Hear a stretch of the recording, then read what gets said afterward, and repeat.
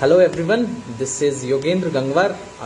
I am living in Mizoram for almost 2 years now, and what I have felt about Mizoram and Mizo people and that recent clash between Assam and Mizoram, that everything I have tried to write in my small poem. It's in Hindi, but I will try to translate in English along the way. Hope you all like it. So it goes like, मैं जंगल का बेटा हूँ और ये धरती मेरी माता है. मैं बांस के घर में रहता हूं, मुझे महलों से क्या नाता है. Says, I am the son of jungle and this land is my mother and I live in a bamboo hut. I don't care about your castles.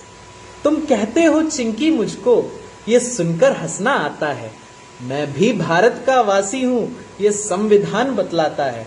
You call me Chinki and I laugh after hearing this because I'm as Indian as you are because the constitution says so. ये मिजोरम की धरती है, इसे खून से अपने सींचा है. ना हिम्मत में ना मेहनत में मिजोरम ना किसी से पीछा है. This is the land of Mizoram and I have given my blood to this soil. And Mizoram is second to nobody. Either it is in courage or it is in hard work. एक दूजे के सुख दुख में हम सब शामिल हो जाते हैं. यह छोटा बड़ा नहीं कोई, हम ललपा के गाने गाते हैं. We all share each other's happiness and sadness, and here nobody is smaller, nobody is bigger because we all sing together lalpa songs. जब एक भी मीजो गिरता है तो 100 मीजो उठ जाते हैं. घर टूट जाए घर एक कभी तो सब मिलकर बनवाते हैं. Whenever one Mizo falls, hundreds of Mizos stand up to support that person.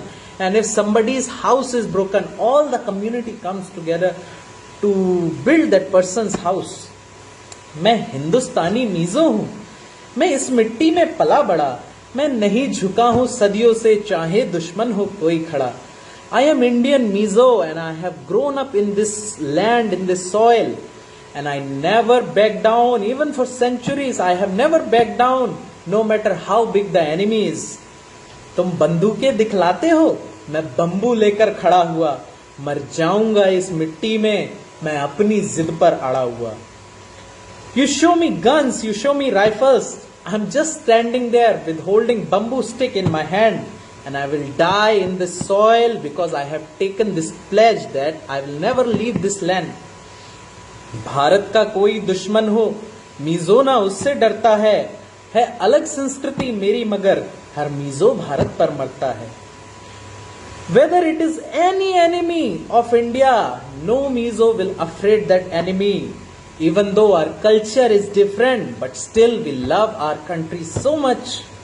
मैं नहीं चाहता कोई द्वंद, खुशियों से मेरा नाता है. पर घर मेरा तुम लूटोगे तो मुझको भी लड़ना आता है. I don't want to fight you because I love happiness. As everybody knows, in happiness index, Mizoram is number 1 in India. But if you try to steal my land, I know how to fight you. आकार हमारा छोटा है और जनसंख्या में तुमसे कम है, पर दबा न पाओगे हमको, बाजू में अब भी इतना दम है. Even though we are smaller in size and population wise also we are smaller, but we will never back down because we still have strength in our arms. तुम आसम हो या अमेरिका, मुझको क्या लेना देना है, बस मेरी धरती ना छीनो, ये मेरा खून पसीना है. Whether you are Assam or you are America, I don't want anything from you, but you don't try to steal my land because I have given my sweat and blood to this land. मरता है कोई आसामी तो दुख मुझको भी होता है. इन बिना बात के झगड़ों से दिल मेरा भी रोता है. Whenever an Assamese person die, I also feel sad. And on this petty issue, this small quarrels, my heart also aches. क्या हम दोनों मिलकर के खुशियों से ना रह सकते हैं? आवश्यकता क्या लड़ने की जब मिलकर बातें कह सकते हैं. Why do we need to fight? We can live happily, can't we? Why do we need to fight? Because if we can live happily, we can communicate to each other, then we don't need to fight to each other. है दोस्त बदलते रोज मगर पड़ोसी ना कभी बदलते हैं. आओ इन झगड़ों को भूल के हम अब प्यार की राह पे चलते हैं. You can change your friends any day, but you cannot change your neighbors. So let's forget these petty issues, the small issues, and let's walk together on the path of peace and love. पूर्वोत्तर भारत के हिस्से हम, रिश्ते में भाई भाई हैं. हम मिलकर सुलझा लेंगे सब, चाहे कैसी भी कठिनाई है. We both are part of Northeast India, and we both are like brothers in relation to each other. So let's forget everything and we will solve every situation. We will face every situation along the way, no matter how big it is. And let's hope everything become peaceful and Assam and Mizoram live peacefully together again. Thank you.